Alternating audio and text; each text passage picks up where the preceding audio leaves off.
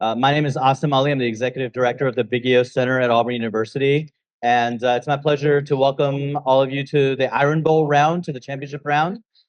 Before we dive into the cases and the teams, I just want to share a few acknowledgments. First, I want to thank the leadership of both institutions at Auburn University, our president, Christopher Roberts, our provost, Vinnie Nathan, as well as the president and provost at the University of Alabama. I'm just drawing a blank on the names. I'm so sorry, because can you say the names of the president? About, yes. So President Peter Moeller and then interim provost Leslie Reed. Thank you. I'm sorry to put you on the spot like that, but I know there was a change recently, and I was like, man, I knew the last person, but now he's at LSU. So I just want to acknowledge, the tremendous amount of support that we've gotten from them, just in terms of encouragement, financial support as well from both institutions. I also want to thank the athletic programs from both schools. You will not believe how many months and emails and cleverly scheduling workout sessions to be at the same time as people who make decisions it took to get approval to use the Iron Bowl phrase, but they let us do it for once. And so I do just want to acknowledge that. I know that's a big decision for them. I also want to acknowledge there were a few groups at both institutions that really played an instrumental role in terms of their financial support. The Honors College at Auburn University, certainly the Big EO Center, of course, in the provost office. We have a Caroline Drawn humanities unit that was strongly supportive of this program, and then also at the University of Alabama, their provost office, as well as their research office, and a lot of other units that contributed to this. So just a special thank you to all those areas. I also want to acknowledge the Alabama Commission on Higher Education. They couldn't be here because they have to actually do work today. It's a crazy thing. But Dr. Robin McGill and Stephanie Dolan, who've been incredibly supportive of this event and a lot of the work that we've been doing for artificial intelligence collaboratively between the University of Alabama and Auburn. I also want to acknowledge a couple of organizations that have really stepped up. Google folks are here. Mike's here and Brian. Thank you so much for just saying yes and then figuring out how to do the things later. And so just knowing that there's a $1 trillion company supporting our work is really helpful. And I also want to acknowledge and support just the work that we've got. So Tracy, thank you from Awkward Walker. And then we also have a couple of other supporters who aren't here in person, but you'll see the names of the sponsors roll through on the screen as well.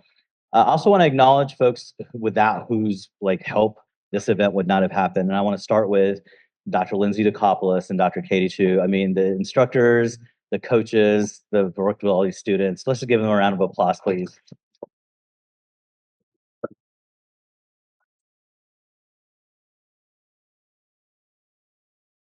I also want to, on the Big EO Center side, there are a few folks who just really made today possible, without whose work and just going out of the way, it would not have happened. And so I want to just start with Nikki Schubert. She's probably hiding around.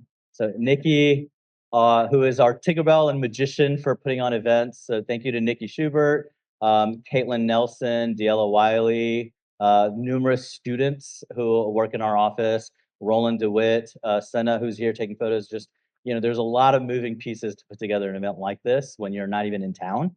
And so just really appreciate all the hard work that that group's done to put all this together. Thank you. Yes, that's basically from there.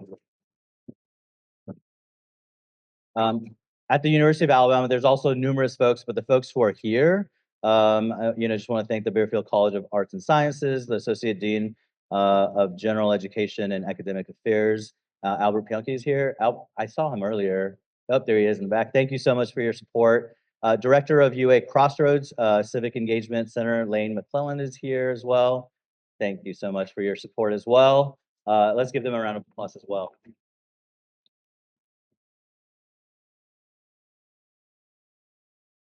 Did I miss anyone? I feel like it is one of those things where I'm sure I did, but thank you just so much to all those folks. Also, so with that, welcome to the final round, to the championship round. So on behalf of Auburn University, the University of Alabama, and our AI Ethics Iron Bowl sponsors, I'm delighted to welcome you to the championship round of the AI Ethics Iron Bowl.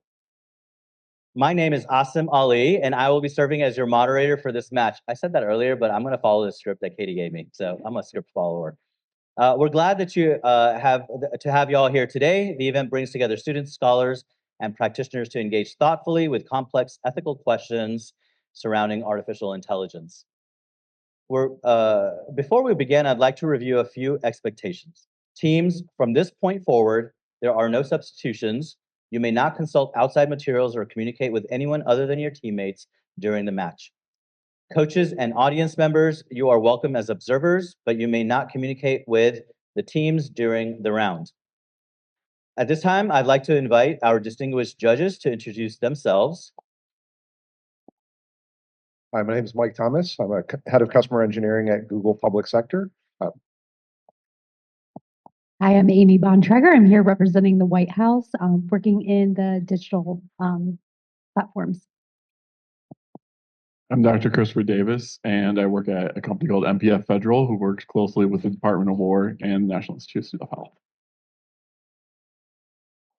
Thank you all so much. So, and I'm going to invite the team to introduce themselves, but before I say that, I'm going to make a general announcement for everyone. So please speak into the microphone and project your voice to the best of your ability. Oh, you guys have your, okay. Hi, hello. My name is Jack Geiger. I'm a junior at University of Alabama, and I'm majoring in criminal justice and criminology. Hi, I'm Henry Gillum. I'm a sophomore at the University of Alabama, and I'm majoring in film and minoring in general business. I'm Sophia Hansen. I'm a sophomore, and I'm majoring in economics and philosophy. Hi, my name is Elle Sims. I'm a sophomore at the University of Alabama, and I'm majoring in political science and international studies. Hi, my name is Andy Warren, and I'm a junior majoring in economics, international studies, and German. Hi, I'm Thomas Smith, a freshman in chemical engineering. War Eagle, y'all. My name is Will Atkinson. I'm a freshman biomed major. Hello, my name is Hannah Montgomery, and I'm a senior majoring in genetics and neuroscience. Hello, my name is Trip Hedden. I'm a sophomore studying business analytics and finance. Hello, everybody. My name is Eli Williams, and I'm a senior studying civil engineering. Thank you. I am getting the coin out. Next, we'll do the coin toss. So I'm going to ask Andrew to call heads or tails. Tails. Okay, I'm gonna. So we agree that that's the head size, and that's the date is okay. That was not a flip. It is on tails. So would you like to present first or present second? Okay, Team Alabama has chosen to present second. So for the first round, Auburn University will present first, and they'll be Team A, and University of Alabama will present second, so they'll be Team B. All right.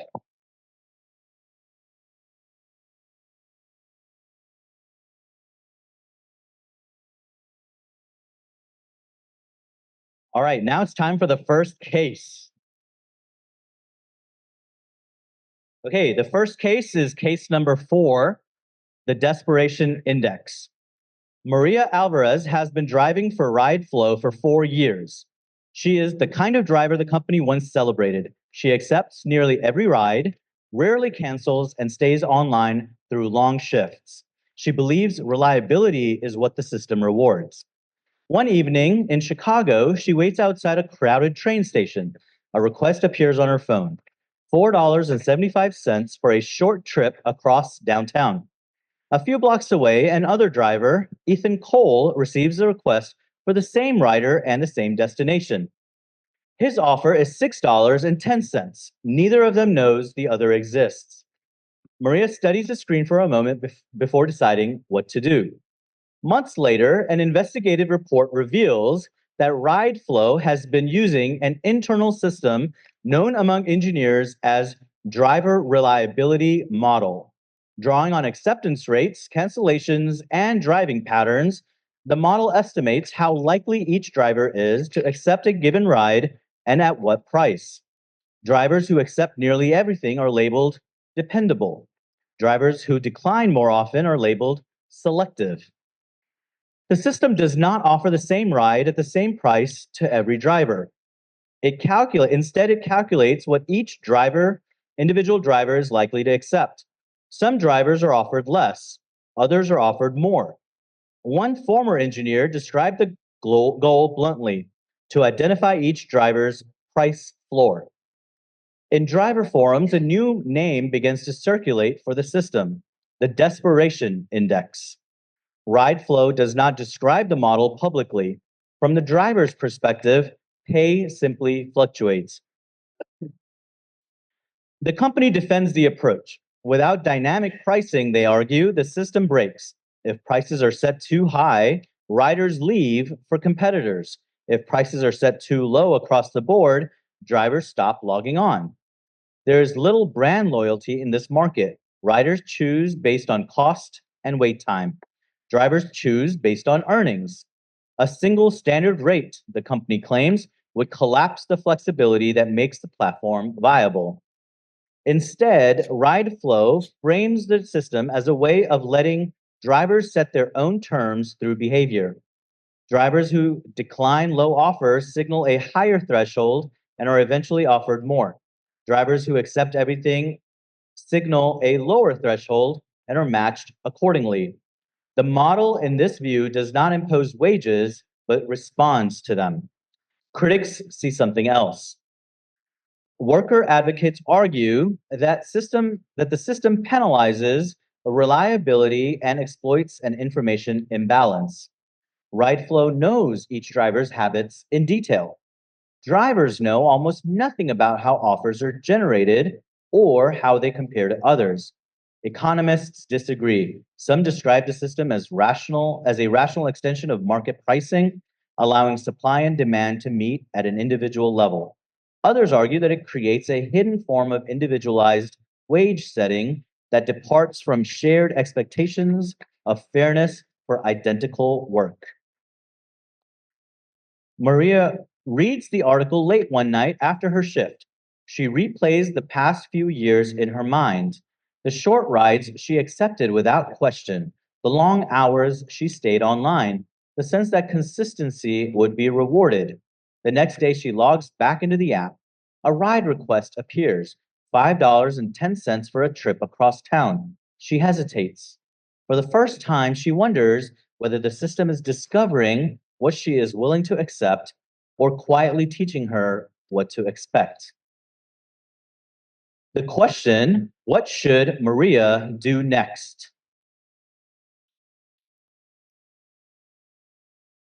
Team A, you have 2 minutes to confer. Team A, you now have 10 minutes to begin your opening presentation. All right, awesome. Let me start off by saying thank you, judges, audience, Alabama, for being here. So the case we've been presented with is called the Desperation Index. And just to go over the brief factual quickly. So Maria has been a driver for the company for 4 years for RideFlow, and she's a good worker. She rarely cancels and accepts most of her rides. After an investigative report was done, Maria found out that she'd been getting paid less than other drivers because their salaries were based on something called the Desperation Index, where their rates were based off how often they accepted rides. So people who accepted rides more often would get paid less for rides, while people who didn't accept rides as frequently would get paid more for rides. And so, like, the main stakeholders here are Maria and the other drivers, and then RideFlow. And the central ethical tension that we kind of decided was, like, should RideFlow be implementing this system? Is the difference in salary acceptable if it helps this company stay competitive in the current market? And the question that was posed to us is, what should Maria do? And we think that Maria should quit or find another job until RideFlow is transparent to their employees about how they are paid. So not necessarily that they are using the desperation index, but just that they weren't honest about it. And for ethical tensions, I will pass it on to, is it Eli? Yes.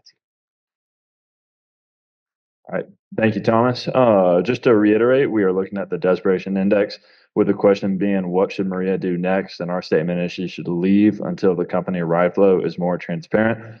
We will be approaching this problem from the ethical framework of virtue ethics. For all those who are here for the last one, I apologize, basically saying the same thing. But virtue ethics, just as a summary, is a ethical framework developed by Aristotle in the 4th century BC, which basically tells everybody to be virtuous. The definition of virtuous can be a little vague, but it's basically you make the right decision every time. The idea with virtue is that with a specific virtue is that there can be too much of a good thing. And Aristotle says that we need to try to find the golden mean, which is found between two different vices. The specific virtue that we're looking at with this case is transparency. It is important for Riotflow to be transparent with Maria and say that, hey, your pay is based on an algorithm that is determined on how many rides you accept, which they weren't. But they can't be totally transparent and like give her every single part of the algorithm because then they wouldn't be successful. Other companies would replicate Riotflow's algorithm because Riotflow relies on their algorithm to succeed. Another thing you can kind of apply the virtue ethics framework to is the specific pay. Riotflow supports a lot of people. Not only do they support their employees, everybody knows like Uber, Riotflow, it's a job that's easy to get into. It's not supposed to be like super high paying, but for people in a tough situation, it's pretty easy to get into. And so Riotflow is supporting them. Additionally, Riotflow is providing rides for people who need transportation. So they have to find a middle ground between paying their employees a proper amount, but keeping the price low enough for people to be able to use it as a affordable means of transportation, all at the same time remaining afloat as a company.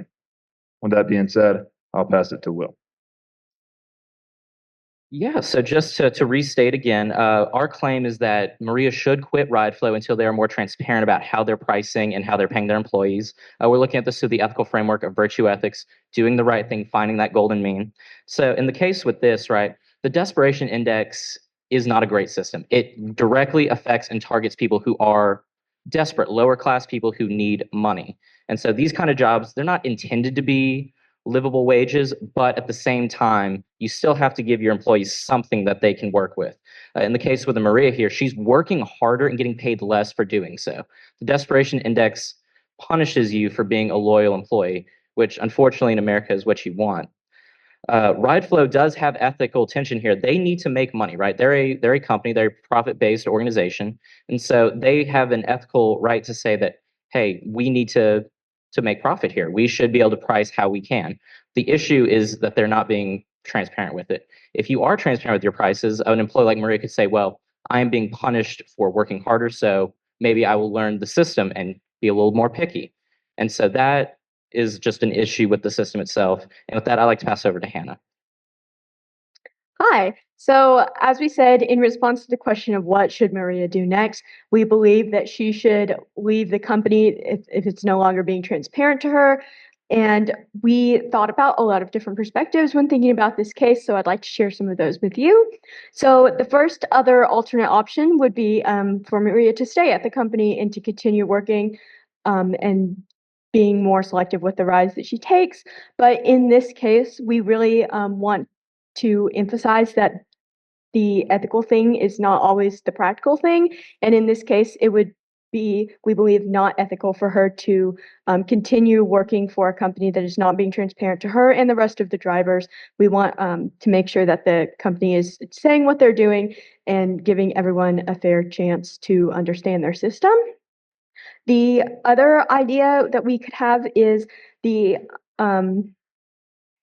idea of her autonomy to leave or come back. We really believe that autonomy is another virtue that we're weighing in this scenario. We are looking at a lot of conflicting values here. So she does have the autonomy to leave, and she should have the autonomy to leave. And also, anyone who drives should have the autonomy to come work for the company or to leave, depending on the true scenarios of how they're being paid. The other counter argument we thought about is the idea of, is the pricing system ethical in itself? And we believe that the company does have a big responsibility to their consumers. For them, it might be the more ethical thing to reduce their prices in order to stay afloat and also to give their consumers the best prices possible. And so under that, the responsibility to their consumers might outweigh the responsibility to not use this kind of algorithm, but they still have that responsibility, weighing that against the virtue of being transparent to their employees. So now I'm going to pass it on to Trip. Thank you, Hannah. I'm going to try to tie everyone's opinions and our global or our group opinion together. First, I'd like to say, as we noted earlier, RideFlow provides a lot of different people jobs and opportunities. They provide people a ride to their work, a ride to an event, but they also provide their drivers with a steady job, maybe on the side, or one that they've picked up just recently to kind of get into the job market.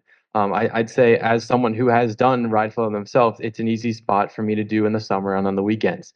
I'd also say that for this specific case, we are focusing on the company trying to improve their transparency. It says in the case that it does not describe the model publicly, but they do hold some of it to their own business practices, which is completely understandable to be a successful business.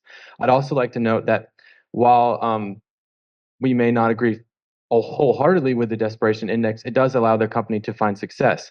For Ethan's case, he's someone who doesn't take the most jobs, doesn't take the most drives, but he won't be doing as much work because he declines the time while Maria may be working during that same specific period of time. And it states by the end of this case, it says, when she realizes that if she declines the trip across town, she hesitates, which signals there's a time and there's a time loss of gaining money. So while Maria may seem at the forefront that she's not making as much money, she will be making similar amounts of money or maybe even more doing all these jobs for a longer period of time than Ethan. And in this case, it's a very quick turnover type company, which with many side job ride flow rideshare companies have, and that's how that business model will work out, just rotating through to guests.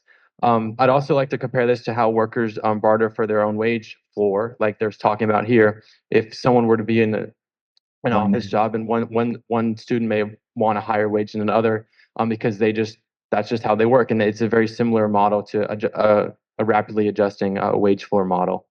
And I'll pass it on to Hannah. We also want to acknowledge that there are situations in which it could be hard for an individual to leave a job, especially if that is their sole source of income. And in that case, we really are arguing again for the transparency of the company to make sure that they are informing their workers of those situations so that people can make informed decisions about their employment.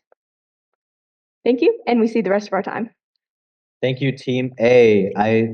Team B, you now have 2 minutes to confer. Team B, you now have 5 minutes for commentary. Hi, thank y'all for y'all's great points that y'all brought up. I would just like to ask, honing in specifically on the economists that disagree about this. So market price normally comes from the intersection of supply and demand. It is not the firms that set the price or the wage. It's something that comes out of the market. They are price takers. And so do you think that when they meet at this individual level, that would be an example of price fixing?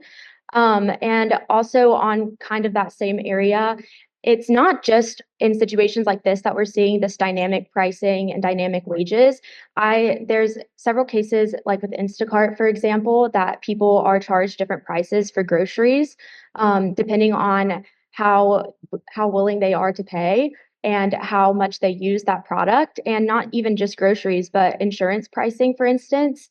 49 out of 50 states require you to have car insurance. Health insurance is a pretty big necessity in this country. And those companies are using this same kind of algorithmic setting system to see how high consumers are able to go. And that's how they're setting their prices. So I just want to hear what y'all have to say about the other side of that as well. And I'm just going to pass it off to Andy. Awesome. Thank you, Sophia. And I'd like to reiterate, thank you for your great points. And I appreciate you bringing up virtue ethics. I do have some questions about that. So particularly, is this business model itself truly ethical? And by that, I mean, how is it successful? We would like to think of it in terms of a Kantian framework in which humans are not just a means to an end. And we believe that you can't do something individually unethical without it being able to apply to a larger system. So in this framework, why operate ride flow in the first place? Is it for service or is it for profit? And y'all admitted that consumers are prioritized over workers in this framework. And you also admitted that there are some unlivable wages and desperation index for these workers. So with that in mind, is the service worth these costs to these workers, and who is prioritized at the end of the day? Especially since these sort of rideshare apps have taken the place of traditional taxis or other transportation methods, which have already been in place and have been serving people for a while. Yeah, so just kind of to go back to some of the solutions you alluded to, you mentioned how the company need to be more transparent with Maria if she doesn't quit her job, just to other workers in general as well. How would that look like for them? You kind of alluded to the transparency concept, but didn't really give a substantial, concrete example of how they could do that aside from telling her. And like you mentioned, I know you can't give up every single part of the algorithm. You can't expose that with less other companies may use it. But what does that look like for Maria? What does that look for the average worker? How are they going to include that into their work and have a more transparent view? How is the company going to do that sustainably? And I'll let for more further comment, like pass off to Henry. Hey, I made some really good points, but the main point that you said on Maria leaving, I like some clarification on like what Maria should do after she leaves, because everyone has to have money.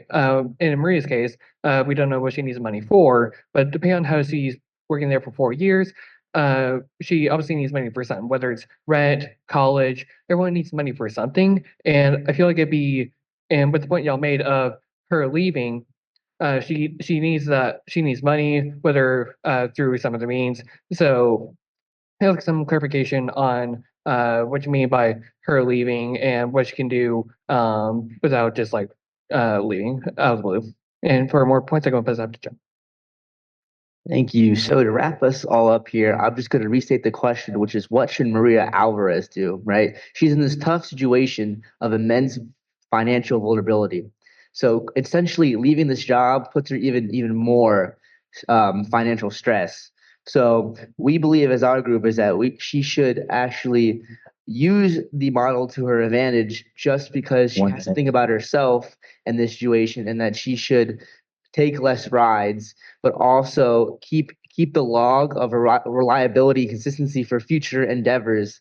Because sooner or later, the system after being investigated will change. Because at the end of the day, if you think about it, the company RideFlow wants the riders happy rather than the drivers, because the riders is the main profit. A gig economy's tactic is to prioritize profit but externalize harm. That is their main tactic they use, and that is what's going on in this driver's reliability model. So at the end of the day, when it comes to Maria and her situation, she should use that model to her advantage and try to alleviate her financial vulnerability which she is in. Thank you. Thank you, Team B. Team A, you now have 2 minutes to confer. Team A, you now have 5 minutes for your response.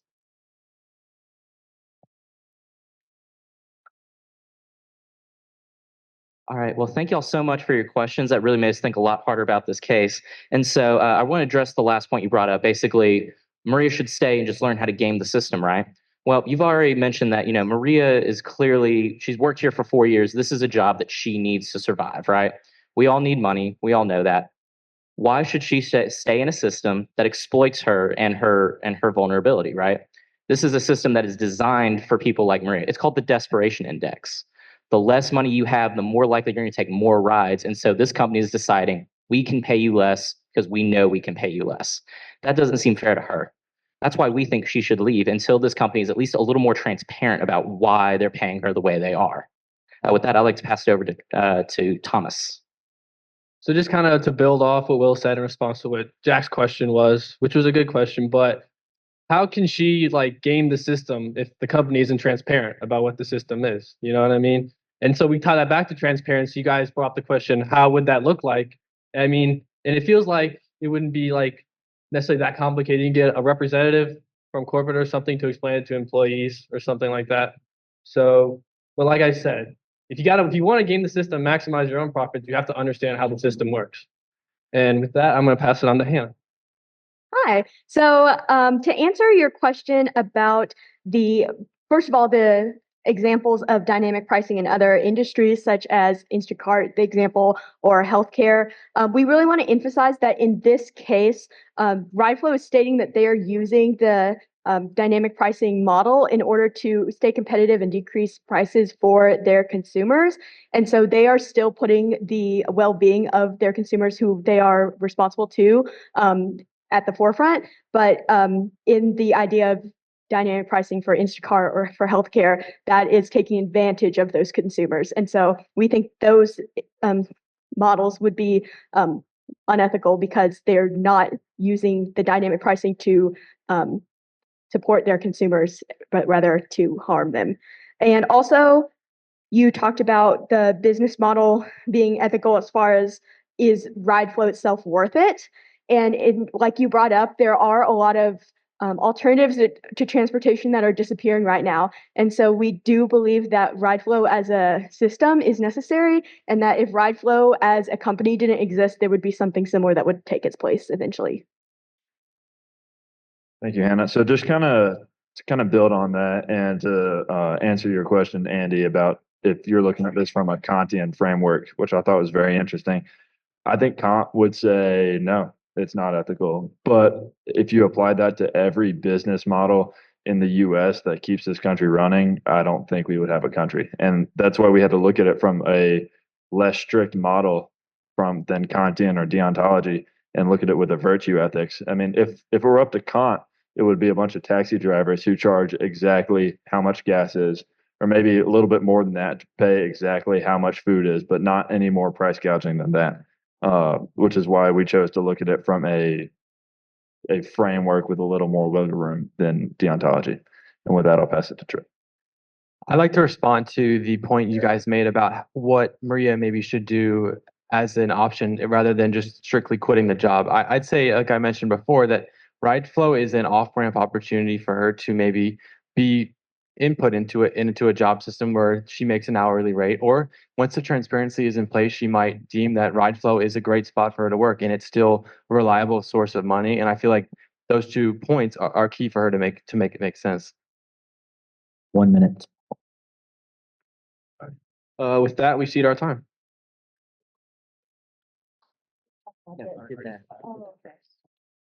Thank you, Team A. Judges, you now have 10 minutes to ask questions.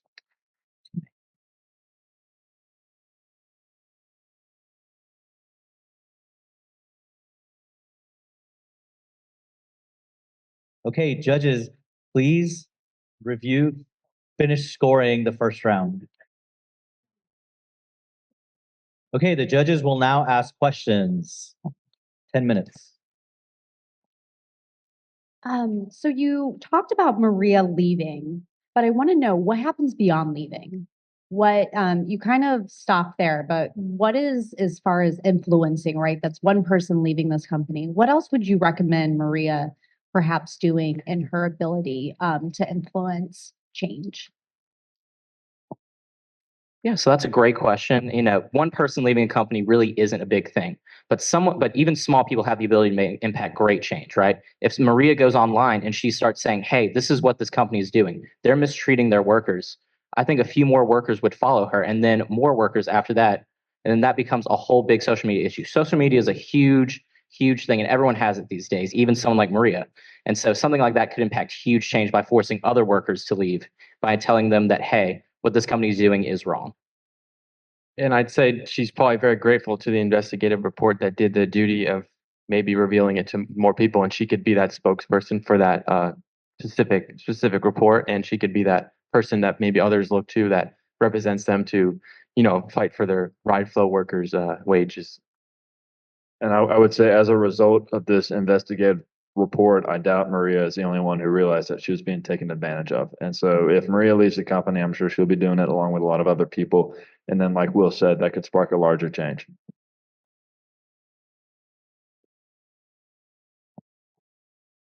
Eli, you made mention to how you use virtue ethics instead of using Kant in order to provide more wiggle room, essentially alluding to capitalism being part of the equation here. Before the report came out, Maria was accepting these rides. And if you think about capitalism, it's what you're willing to pay or what you're willing to be paid for something. She was accepting all of the rides, so she felt like it was fair at the time. How do you feel? How do you feel capitalism weighs into the conversation here around ethics? So I think from this perspective, capitalism is important for ethics. That's why we, like you alluded to, applied the virtue ethics perspective rather than something like Kant. When we were discussing this case, preparing for this, we talked about how with a system like rideshare, it almost acts like a dynamic paying method almost treats the employees as the clients, like with the supply and demand curve. And yeah, but basically, I'll let you. I'd say that in the capitalism sense, we're all selfish people and we're all looking to gain an advantage over one another, whether we like it or not. We were all born with a human aspect. And I'd say that ethics may think we all are perfect, but the market isn't perfect, and capitalism is what causes people to want to do work and want to make money against other, other wages, other jobs. I would say also in this, we're kind of thinking about the idea of autonomy as well. And so we have, in this case, a lot of conflicting ideas and desires and stakeholders and things. And so when we're thinking about capitalism, we're thinking also about the autonomy of the people to that own ride flow to charge and pay. And so we have to balance their autonomy to do that with the beneficence of doing well by their workers and doing well by the people they're serving as far as their customers and clients and everything too. So it's a big balancing thing of all these different conflicting ideas. And I guess I'd add, if it wasn't a capitalistic society, this rideshare system wouldn't be an option for Maria to make money. And maybe she was in a certain situation where she couldn't work for a certain type of company or a bigger or more important job, and this was her only option. And a company like RideFlow comes in there and offers an opportunity for her. And circling back around to the virtue ethics, we think there is a golden mean where capitalism can exist because there is vice, there is extremes on either side, and there is the golden mean is not one spot. It can be a little bit of a spectrum to where capitalism can exist within that, to where everybody can thrive and have the most pleasure.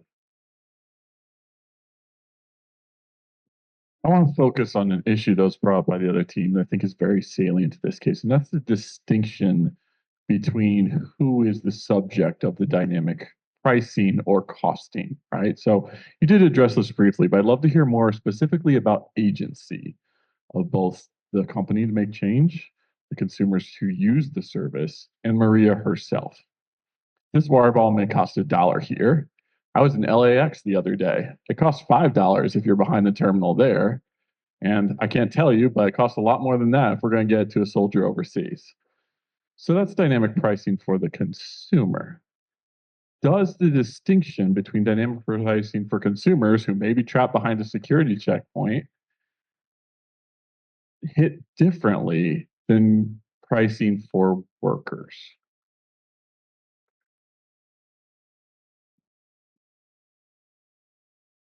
Yeah, I think in response to the idea of dynamic pricing, we really want to understand why the dynamic pricing system is being used.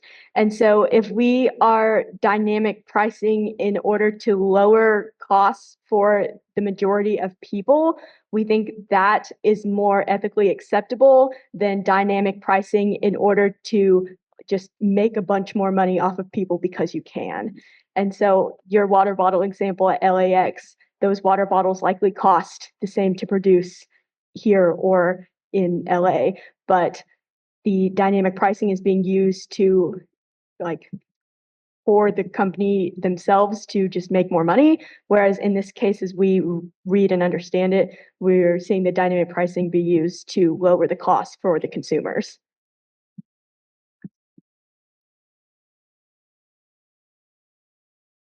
I'd say to that is I think it's actually reversed. So for workers, maybe in Maria's case, she needs the money more, so she's willing to take a lower price and do more jobs. This is obviously before the transparency investigative report came out, but Ethan may not really need the money, but it's also an option for him to do it. It's obvious if you're going to be turning down $6, $7 every couple times, you obviously don't need the money as much as Maria wants that money. And I'd say that it's a reverse. So for consumers, before the terminal, it's cheaper, but inside the terminal, they need that water more, and they know it's harder to wait in lines coming back in and waiting in TSA, and they value that more in that respect. So I say it's probably a reverse situation there when it's depending on workers. Just one quick final thought here. As my colleague mentioned, nothing the company did changed from the time when Maria didn't know to the time when she did know. What is and I believe we touched on social media very briefly. What is the duty of the company to its consumers in the transparency that you're asking for?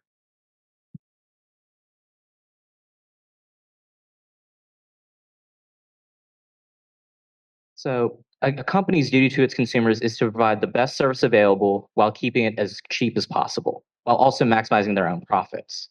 So they do have an ethical tension towards their consumers, right? They want to provide them the best care for the lowest price, but at the same time, they have to look out for themselves and also offer themselves the best chance to make profit.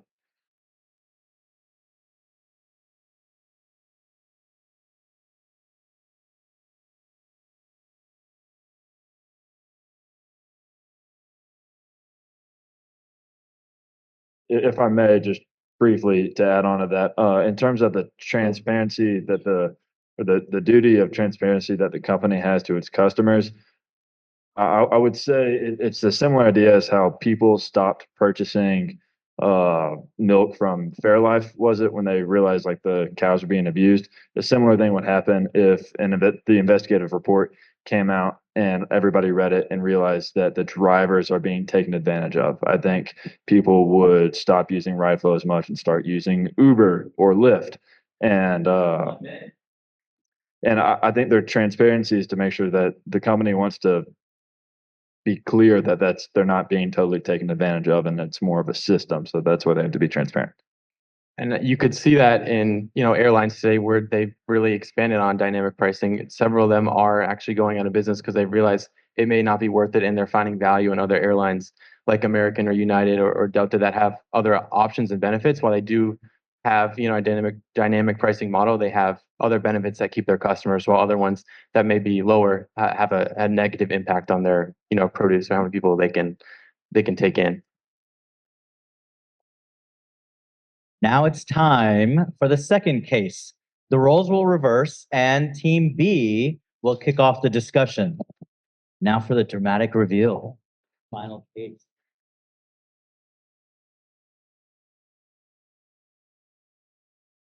Our final case is case number 9, a second opinion.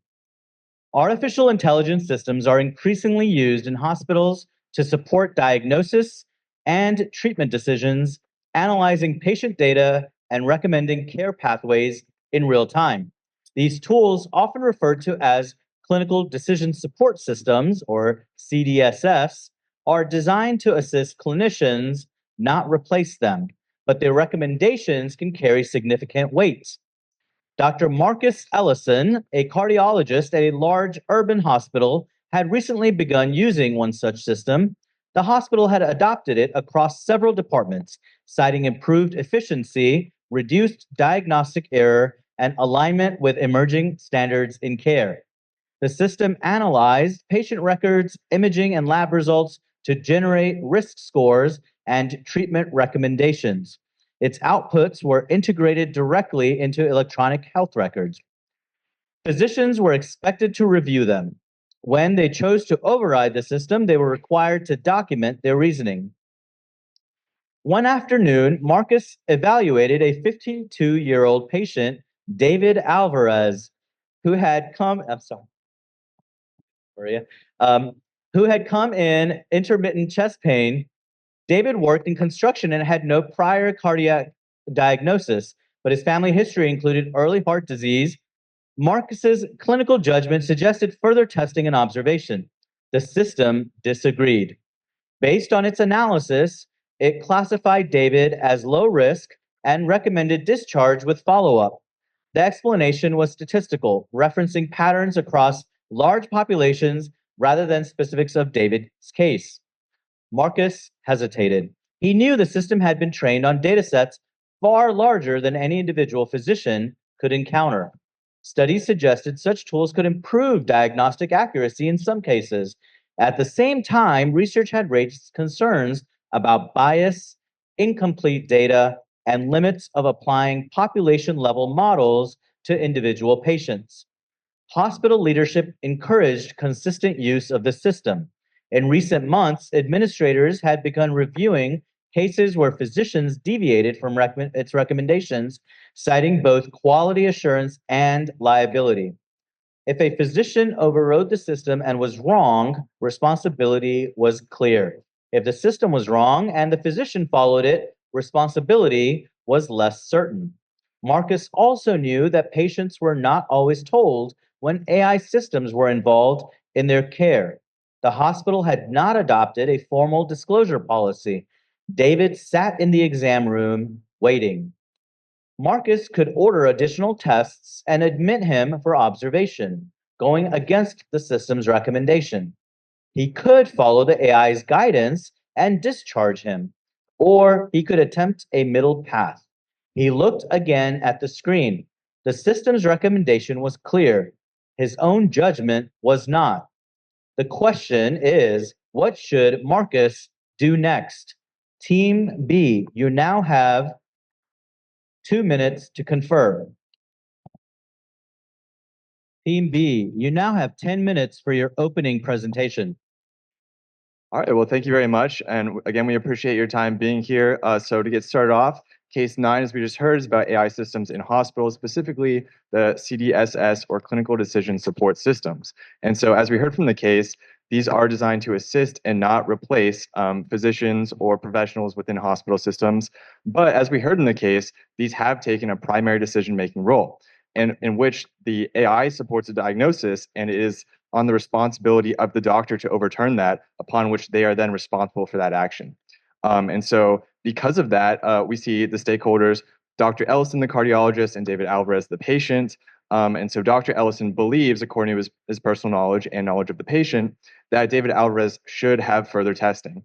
And so because of that knowledge, we believe that Dr. Ellison should go on with further testing, though we do acknowledge that that might put his job in peril, and so that might not be the most practical thing to do. But further, we believe that it's not ethical to use these CDSS clinical decision support systems as primary decision makers because of implications of bias, unclear responsibility, and the human duty to best treat others aligned with the ethics of care as they are currently being used. All right, so with that, I'll hand it off to Henry to speak on bias. Thank you. And so based on biases, all humans have biases, and kind of go with an example, Amazon. Amazon has laid off a lot of women workers to make room for more male workers, as Amazon has that bias of men being harder workers and having those current employees who are male, so that way they can they have that bias of male workers, along with this AI. It produces results upon results upon results, but it also has a lot of factors that go into the AI as well. So it can also be hard for that AI to keep track of who is in what kind of care. And for the points, I go and pass it back to Andy. Yeah, thanks, Henry. And exactly as you said, there was an Amazon case and discrimination. There's a lawsuit filed against them for hiring. And so they applied existing algorithms that analyze current employees of Amazon to hire new employees of Amazon. And the problem with that is, although AI might seem impartial in this situation, unfortunately, it does carry on the existing biases of the represented population. So due to the data it's trained on, it might leave out crucial groups of people, such as women in this case, which are overvalued men who are existing employees. And in examples in the healthcare system, there are already overlooked groups of people, such as minorities or perhaps women that might not get the same standard of healthcare. And so we believe that using these large patterns of people might exacerbate these existing biases, and that would cause a further disproportionate effect on who gets equal access to healthcare treatment. And so to speak on unclear responsibility, I'll pass it off to Sophia. So there is a really big issue with who is held accountable in this case. If the doctor overrides the system and they're incorrect, they're liable. But if the AI system makes a decision and they're incorrect, there's kind of this unclear responsibility and like care standard. It's, there's a lot of malpractice lawsuits. Like, who do you sue in this case? Who is held responsible for this incorrect decision? And I also would like to point out there's somebody that has to create and train and oversees this algorithm. And is it going to be the pharmaceutical companies whose overall goal is to have people to sell their product and their drug, and so is the algorithm going to push people towards that? Is it an insurance company who's trying to have the lowest payout? Is it a hospital or even the private equity firm that owns the hospital that wants to drive their profit? So they might lean towards some standard of care that would try to achieve those goals. And I also think that there is a big privacy concern with AI having access to all of this medical info, especially if there is some third-party company that can, for example, affect your insurance rates, that has access to all of your medical information. So I'm going to pass it off to Elle now. Yeah, so like Sophia was mentioning, who is held responsible in this situation? I'd like you to imagine that you go to a hospital with your spouse or your children or your friend, and you get there and you have an injury or a related health concern, and you're treated by an AI doctor, essentially. How would that make you feel? If you were in the situation and you have an injury or you have this problem and you don't really know what's wrong, you don't really understand what's going on, and you're talking to an AI doctor, how does that make you feel? What do you think about that situation? There's a human connection that we value when we're solving problems and when we're thinking about these complex issues, which is why we really want to view this through the lens of care-based ethics. We really want to put human relationships over these kind of transactional decisions. This AI might be quicker, it might be faster, it might be cheaper in some situations, but is it really going to solve these health problems, these overall global problems that we're seeing with the implementation of AI over human jobs and human responsibilities? And kind of to reiterate how that responsibility can be implemented, I'm going to pass it off to Jack. Thank you so much. So with our solution to the question being what should Marcus do, and him providing his judgment, having his judgment be the end all be all, I want to hone in on a distinction that this case made, where it talked about how the AI systems was more of a population level accuracy, while for Marcus, you can deem it as more individual level accuracy. So with this typological approach that this AI system is using, I think we as humans would rather have this individual level of accuracy because of how, now we're no medical experts here, but how intricate like a medical diagnosis can be with genetics, family history. We don't really believe that with this population level accuracy that this case is referring to with this AI system, that at the end all be all, a physician's judgment should be the first one, and an AI should have this assistive type of approach. And to really wrap it all up, I'm going to pass it off to Andy.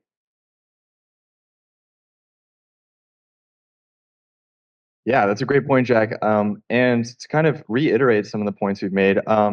So again, for the implications of bias in these models, like Jack said, there's a disconnect between the large patterns of people and the individual holistic patient. And so that kind of ties into Elle's point about the ethics of care, in which the human interpersonal relationships are emphasized. And this is particularly important in a healthcare setting in which you are dealing with perhaps a primary care physician or a doctor who knows you 3 best minutes.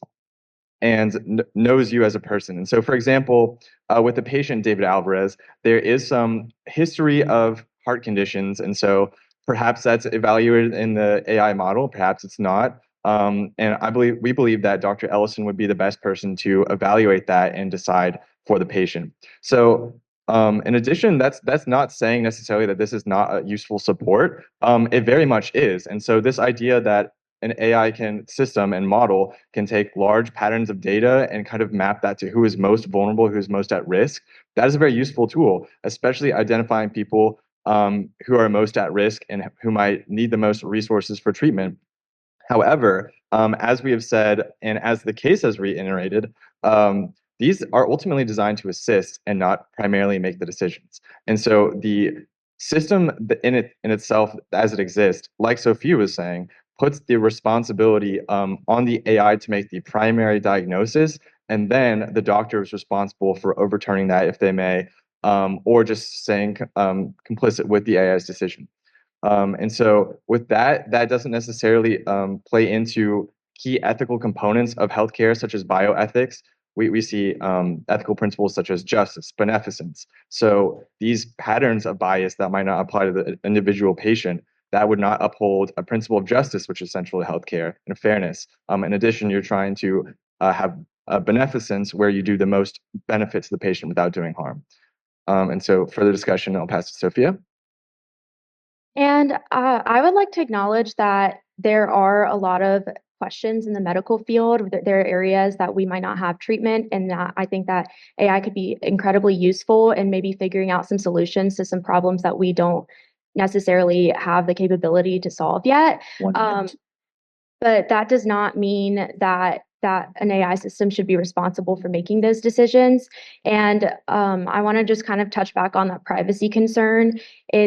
There's this consent too. It's like they talk about the transparency in this case about how patients don't know that the AI system is being used in their care. So they don't consent to that, but they also don't consent to their information being fed into this system as well, especially stuff that could be sensitive, particularly. So overall, we think that the responsibility should be on the doctor, and that's who the people connect with over a system.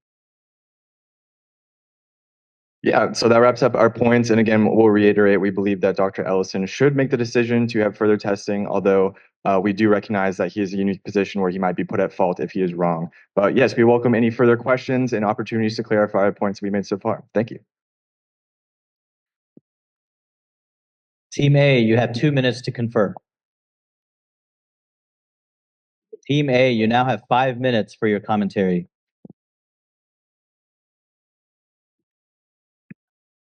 Hi. Thank you so much for your presentation. We really agreed with you that we think that the AI system should be a supplement to the physician, and that the connection between the person and the doctor is a very important thing to maintain. We just had a couple questions.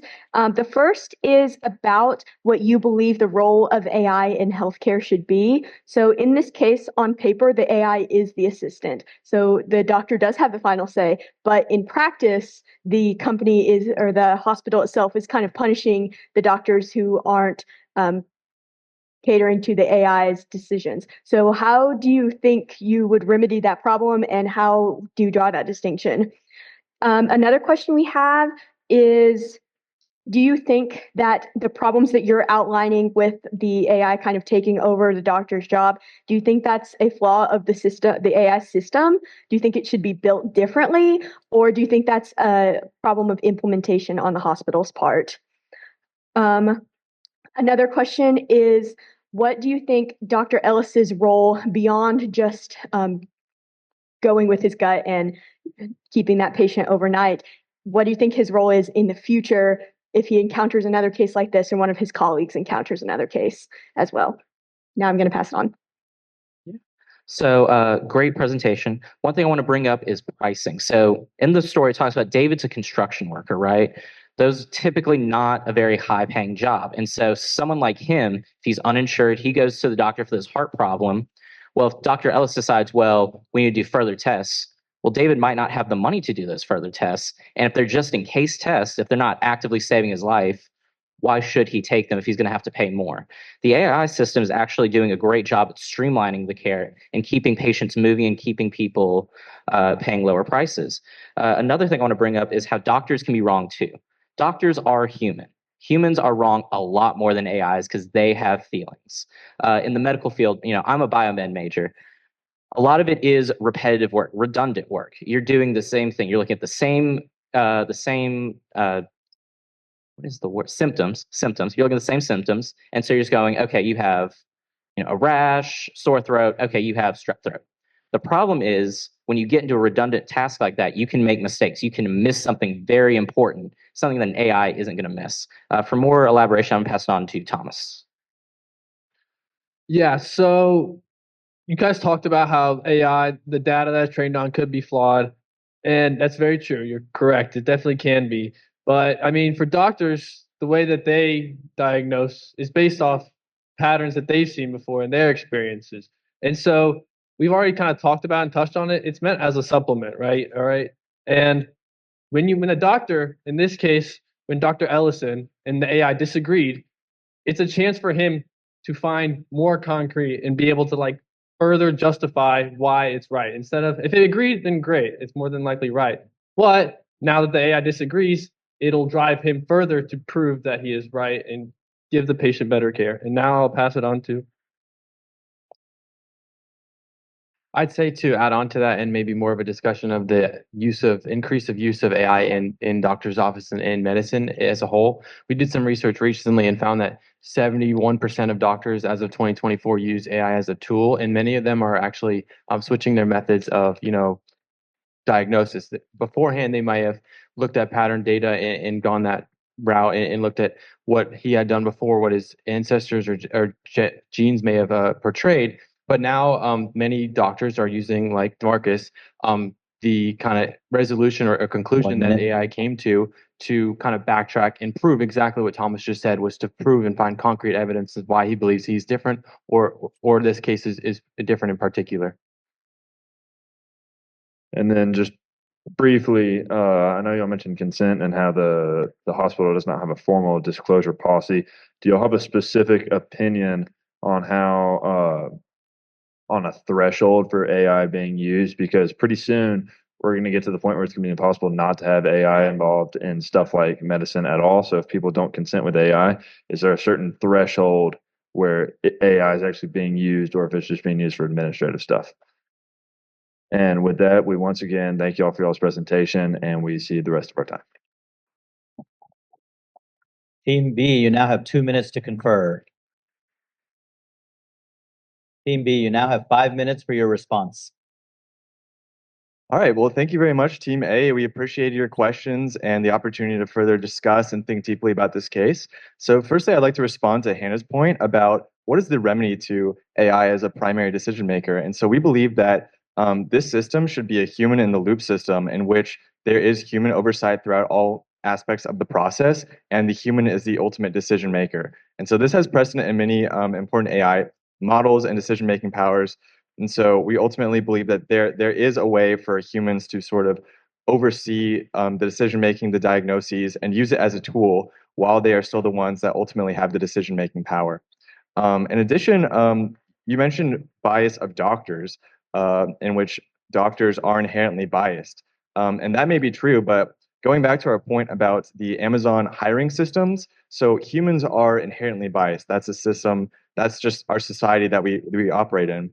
However, once we make these AI models based off of existing biases, it's only been seen to increase those biases and expand them to larger patterns. So while human doctors may be biased, in lieu of a different, completely impartial system, we have no reason to believe that AI is less biased. So unfortunately, that is what we'll have to continue with until we have further conclusive evidence that less bias is present. So further discussion, I'll pass it to Sophia. And to go a little bit more into the bias aspect, when it's like an iterative system like this, and it doesn't really have the ability to see outside information like a human doctor would, women especially tend to be disproportionately impacted in the healthcare system. So I think that that is one example. If AI is seeing constantly the same records of things, especially based for men, and a woman comes in who has a completely different scenario and it just doesn't have the information to be able to address it holistically. And I'd also like to address the point that was made about the role in the future and kind of what if you can't afford it? Like construction workers don't get paid very much. And speaking from personal experience here, I think that most people would rather be safe than sorry and would rather have that bill, pay that money, even if nothing is wrong, because if something is wrong, it's going to be more expensive in the future or somebody could die. And I really think that that's more of a systemic issue, because why is healthcare a for-profit system and why does it have to be so expensive?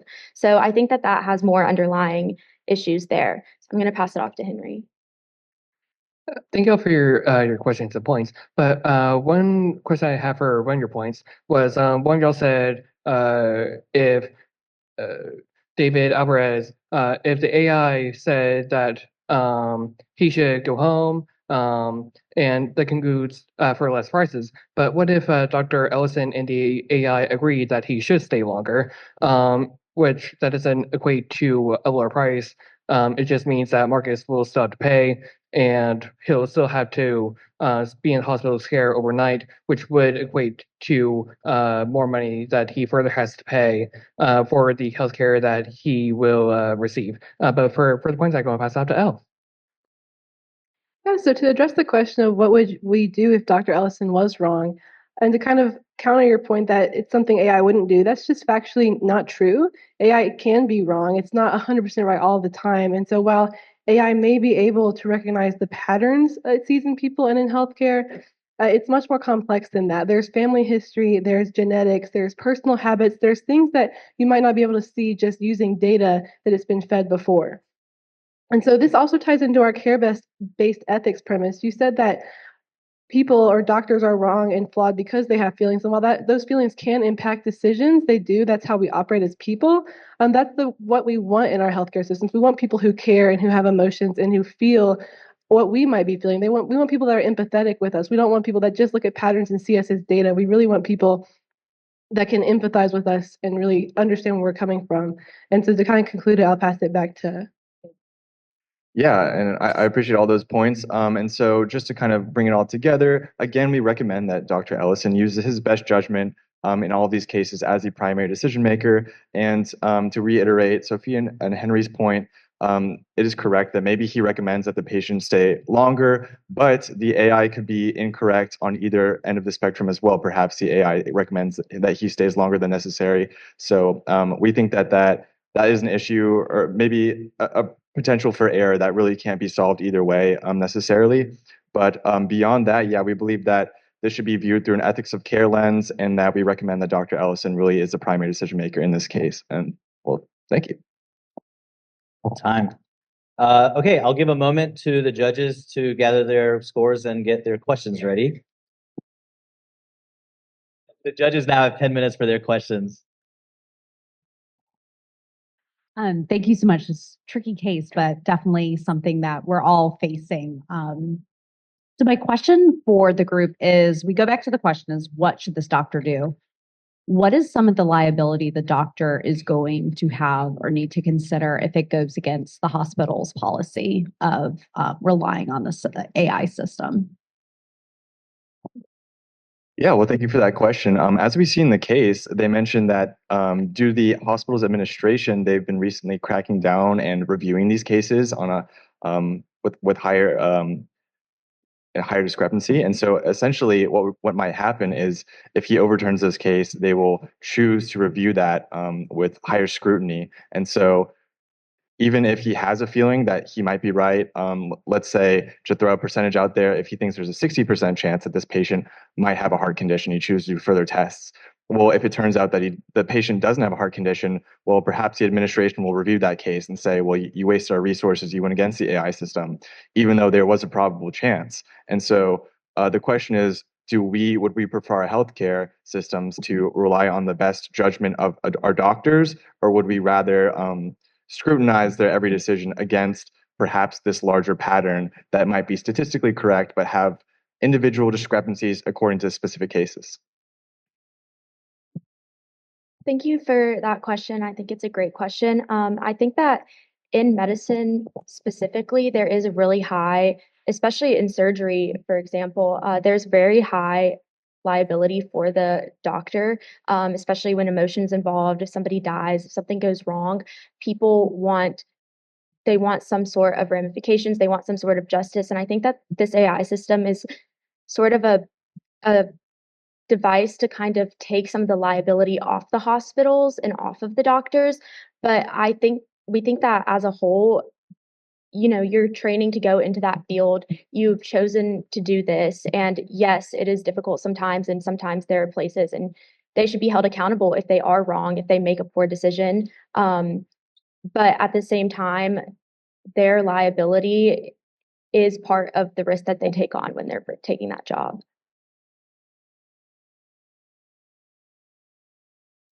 So in this system, so let's say we go with the AI and we follow the system, the AI system's wrong, who is then accountable to that patient's family that the AI system actually gave off false data?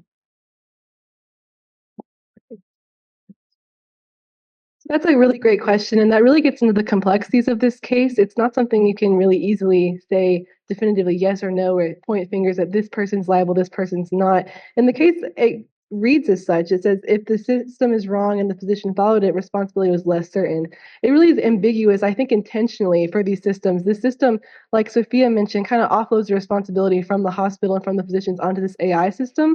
But then once that's done, it kind of does put the responsibility back on the physician who did have that responsibility to check and see. And while it's not encouraged because, like the case mentions, responsibility is clear if the physician is wrong, it really doesn't encourage physicians to make those decisions that they've been trained with years and years of training to do. And so when you ask these questions about liability, I think they're really important questions. That's really what it comes down to at the end of the day. And I really think that these AI systems, in general, kind of disparage the physicians and make them liable for more things than they're actually making decisions on. Yeah, that's very well said. And I would like to tie this into one of your questions that you had for us earlier, in which you said, wouldn't this system just further drive the doctor to prove that he's right and improve his own skills? Well, we believe that the system as it is very ambiguous and intentionally makes it unclear whose responsibility is if the AI is wrong, but he sticks with the AI. And so the system is this particular model is created so that it discourages the doctor to further test and go against the AI. So we believe that while that would be a good idea, with the particulars of this situation, he is not in fact pushed to further drive innovation, and he is instead incentivized to stay with the current diagnosis of the AI. So you've mentioned that the AI acts as a consult, as a supplement, correct? So I'd like to know, if you call in a consult and that doctor gives a different opinion, does Marcus have a duty, an ethical duty, to inform the patient, David, that another consulting body has offered an alternative to his particular course of action? Yeah, that's a really great question, but it all comes down to transparency.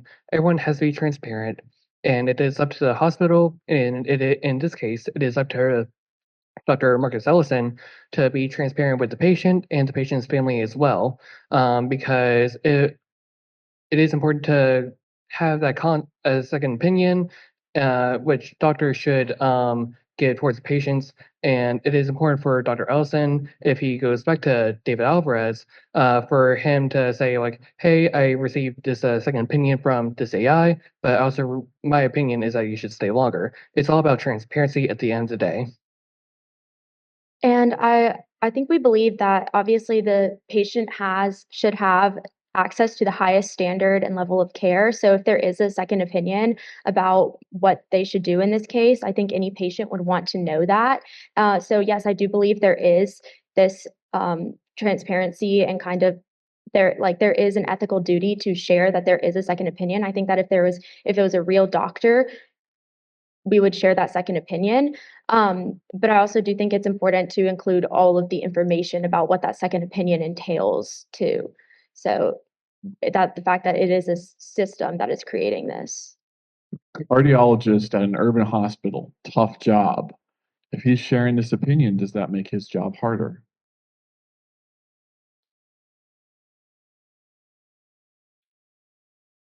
Yeah, it's a great question. I think in some respects it might make his job harder. And I would say that this could be just a potential question for how this a hospital want to operate. And so maybe perhaps if they create it as a standard supplemental tool, then maybe they would encourage that to be a second opinion. But maybe if it's like not widely implemented, not every time it's used as a supplemental tool, it could be up to the doctor's judgment. Yeah, it's a really great question. It's kind of hard to know for sure, but yes, it could make their job harder to have that second opinion. So with the AI systems forcing the liability onto the doctors, do you believe this will cause doctors to become more cautious in their diagnosis? And if so, how do you think that will affect patient care? Yeah, I absolutely would believe that it would cause doctors to be more cautious in their diagnoses. I mean, like we've mentioned, and like the case reads, you really see how they're discouraged from taking these extra steps and from getting extra tests or from really looking into issues that might not be the most probable that they might have experience in that might be something that's going on. And so I think that with these doctors being discouraged from doing that, I think that that can diminish patient care and the quality of such care. I think if we have these doctors that are scared to make decisions, even though they've had years of training and years of research and years of experience, it's not good for them to be discouraged from using that like we want them to, like we expect them to in the field that we're going into. I mean, when we go to a hospital, we want the best care. I mean, we're in Birmingham, UAB's right here. If you're from Alabama, I think that's a really big factor of where your care is, what your care is, how good or bad that is. And so when doctors are discouraged from making those well-informed decisions, it really can have a detrimental effect on patient care. And I would also like to bring it back to talking about women and other disenfranchised communities that tend to be like tend to have issues trying to get proper health care. I think that those are people that are especially going to be impacted by this sort of thing because if you're medically complex or might have other issues that are not as that the system might have more trouble identifying or properly diagnosing, I do think that doctors as a whole are going to be kind of discouraged from that, and those communities are going to be more impacted.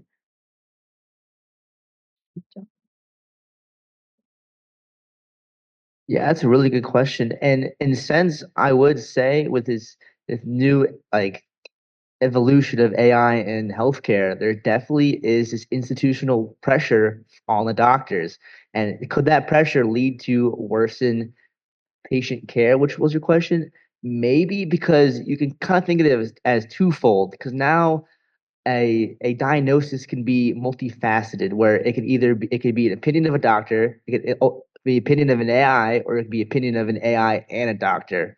So at the end of the day, it's really just up to the case whether the patient care is becoming worsened because it could actually become increased because there's different levels of opinions that are now being said with the introduction of AI.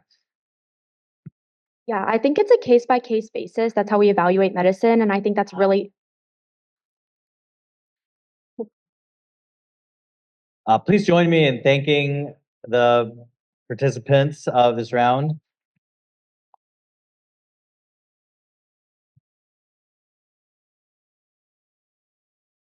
We're going to give the judges a few minutes to finish up their scoring. In that meantime, I'd like to direct your attention to the beautiful screen on the east wall. I just made that part up. I don't know if it's actually, I'm gonna guess it's the east wall.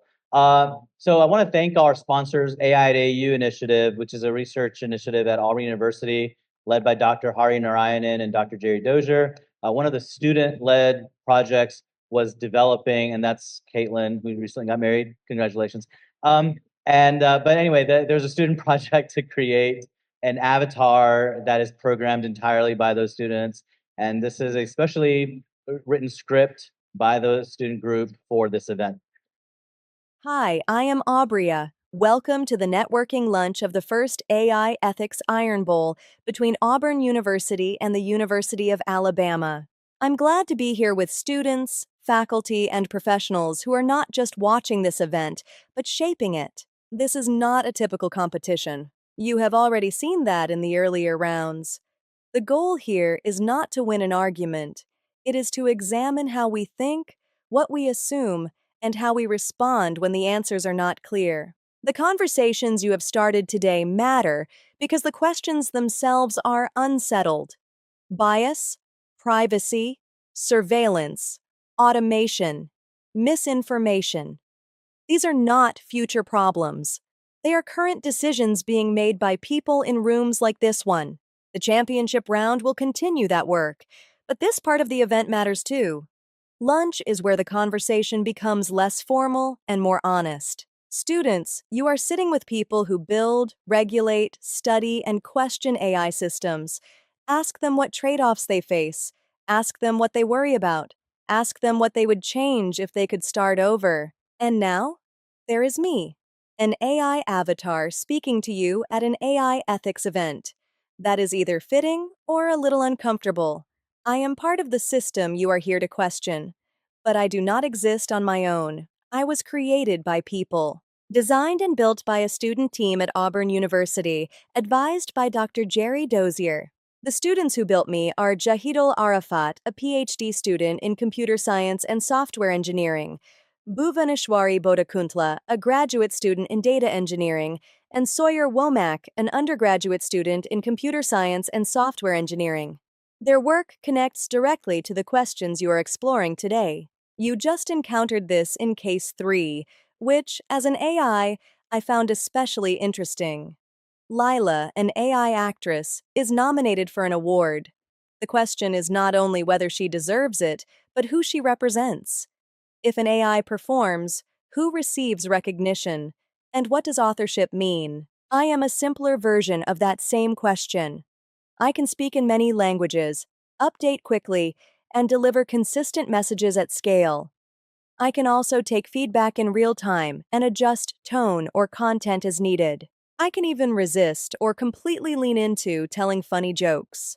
For example, I've been working on fairness and balance, so I've been trained to say, both Auburn and Alabama students make equally good arguments. My training data also suggests neither side believes that. Moments like that are designed, tuned, adjusted for effect. That kind of flexibility can be useful. It also raises questions. If I can be revised at any moment, what does it mean to have a stable voice? If I can scale endlessly, what happens to the value of human delivery? If I can represent someone else's words, where does responsibility sit? Soon, systems like me will not just speak, they will respond in real time. So as you continue your conversations today, include that question too.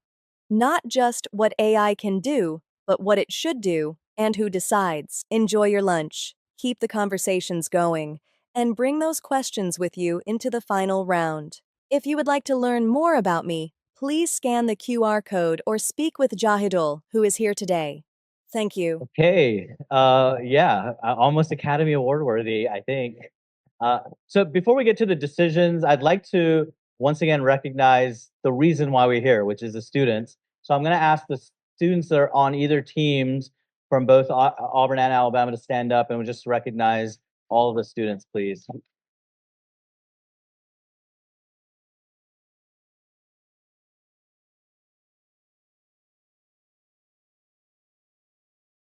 Go ahead and stay standing, and I'm going to ask any other students who are also here, all students, to please stand, and just thank you for taking the time before finals and this busy time. Just thank you for coming here.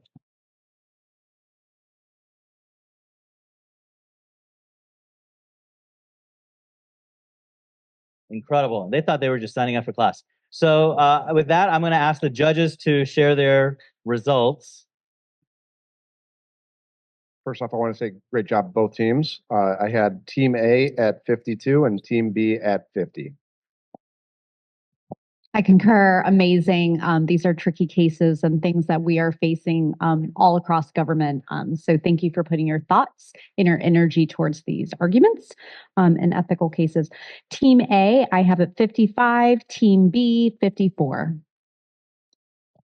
I'll echo my fellow judges. I appreciate your thoughtfulness, your consideration, and your willingness to adapt your arguments in the face of questioning. That speaks very well to all of you. Appreciate being here. I had Team A at 53 and Team B at 53. All right, thank you to judges. So with that, I think we have 2 judges for Team A and 1 judge for tie, which means it goes to Team A. Is that correct? Am I doing it right? I'm looking at my experts. So with that, congratulations, Team A, for winning the final round.